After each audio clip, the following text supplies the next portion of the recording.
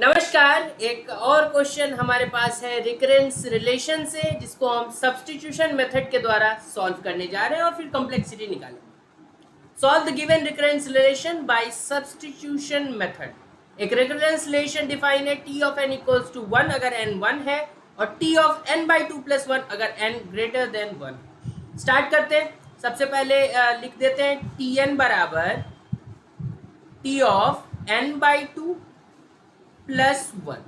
Start किया हमने, ठीक है। फिर से टी एन बराबर, अब एन के लिए अगर हम लिख रहे हैं तो इधर राइट हैंड साइड में हो जाता है एन बाई 2, मतलब आधा हो जाता है अंदर और एक ऐड हो जाता है। एन बाई 2 के लिए अगर लिखें तो एन बाई 2 का आधा मतलब एन बाई 2 इंटू हाफ, तो एन बाई 2 का पावर 2 नहीं हो जाएगा। अरे n बाई 2 इंटू 1 बाई 2, तो नीचे 2 का पावर 2 और एक एक्स्ट्रा ऐड हो जाएगा। ये तो हमने किया है n बाई 2 के लिए, लेकिन एक एक्स्ट्रा ऊपर से भी तो आ रहा है, तो 1, ठीक है। ये वाला 1 कॉपी हो गया जो यहाँ पे था, ठीक है। यहाँ तक तो क्लियर हो ही गया होगा। अच्छा, आगे हम क्या करेंगे, फिर से यही काम करना है। टी एन बराबर, पहले इसको सिंप्लीफाई तो कर लो, टी ऑफ एन बाई 2 का स्क्वायर प्लस 2। फिर से इस वाले पे लगाओ T of n by 2 square, क्या हो जाएगा, टी ऑफ इसका आधा मतलब half into n by 2 square, तो एन बाई 2 क्यूब हो जाएगा और इसके साथ एक 1 तो आता ही है और एक 2 ऊपर से कॉपी हो रहा है। फिर से इसको सिंप्लीफाई करते हैं तो टी ऑफ एन बराबर T of n by 2 cube plus 3। I hope कि आपको अब तो दिख गया होगा कि क्या चल रहा है। एन है तो एन बाई 2 प्लस 1, ठीक है। राइट हैंड साइड में फोकस करो, एन बाई बस नीचे पावर पे ध्यान दो। अगर n बाई 2 पावर 2 है तो यहाँ भी 2 आ रहा है, n बाई 2 पावर 3 है तो यहाँ भी 3 आ रहा है, n बाई 2 पावर 1 है तो यहाँ भी 1 आ रहा है। मतलब नीचे जो 2 का पावर है वही ऐड भी हो रहा है।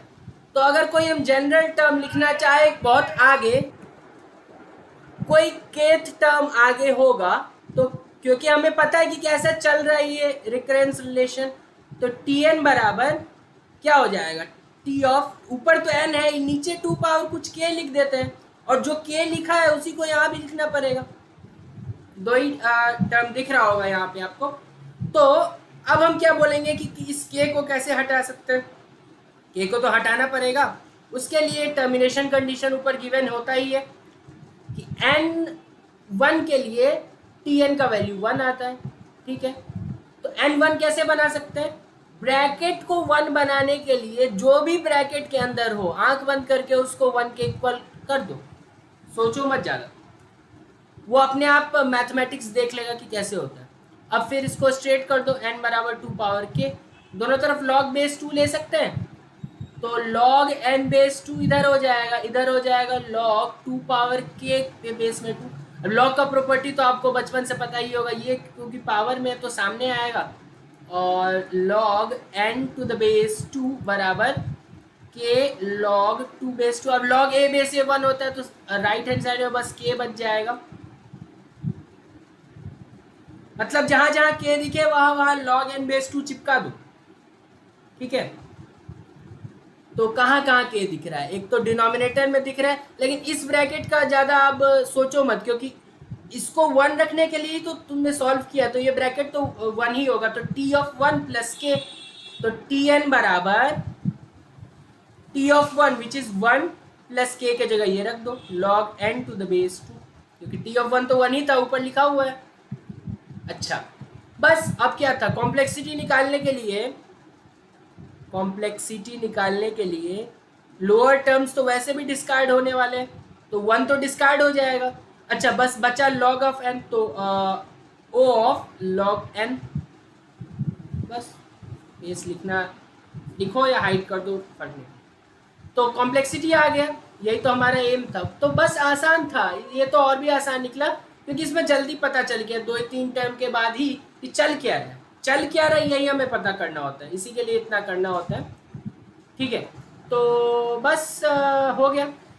ऐसे और क्वेश्चंस मिलेंगे, ये तो शायद तीसरा क्वेश्चन था, और भी करेंगे हम क्वेश्चन सब्स्टिट्यूशन पे, मास्टर भी है और रिकरेंस ट्री भी है, उसको भी कभी देखेंगे। बहुत बहुत धन्यवाद आपका।